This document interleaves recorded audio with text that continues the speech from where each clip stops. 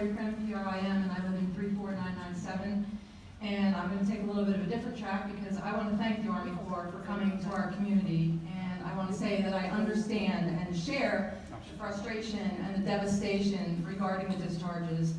But I also hope that everyone will consider that we need much more than just stopping the discharges, just getting the water south, and more politicians, more than politicians, including like our congressman tonight, using the Army Corps to grandstand about all they're doing for the water.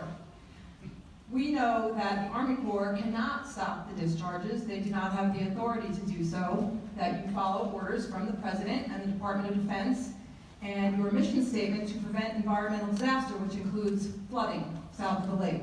You are not authorized to consider our health and human safety, no matter how bad the cyanobacteria is, no matter how many people get sick, no matter how awful that truth is, including to me and my own family, and no matter how many times Brian Mast asks the question, what is the toxicity level that will finally make you do something? You cannot do that.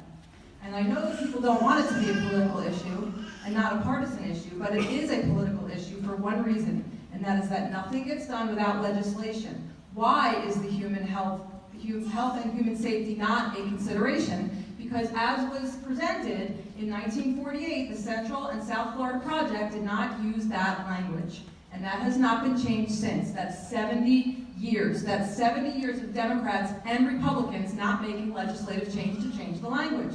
But a lot of other things have changed in that time. 30 years ago, the Koch brothers started their mission to deregulate everything to promote fossil fuel profit, and that is not my opinion, that is their stated goal. 20 years ago, Democrats lost the majority in Tallahassee, and 8 years ago, Rick Scott became governor.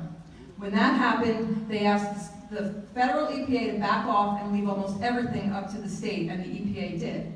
And Rick Scott proceeded to decimate legislation after legislation after legislation protecting our environment and our water and our health, including HAB studies and cyanobacteria levels, and passed legislation after legislation to protect Big Sugar and Big Ag.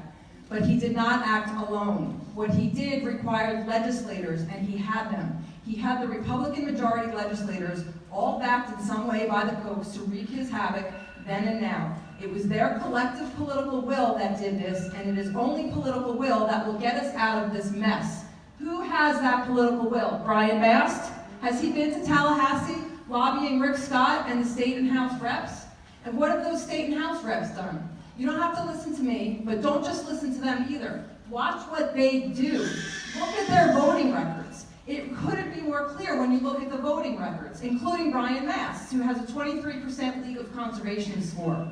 These people have proven themselves environmentally negligent, and we don't have to look any further than our green water and dead marine life to see it. And if we want any real change, we need to send the water south, and we need funding for that, and every one of these people needs to be voted out and replaced by candidates who have committed to not taking sugar and ag money, who have signed the Now or Never Glades Declaration, and who will work for we, the people, and not money. A lot of those candidates are here tonight. Meet them. We have a responsibility to do our due diligence and vote. Thank you for your time. Thank you.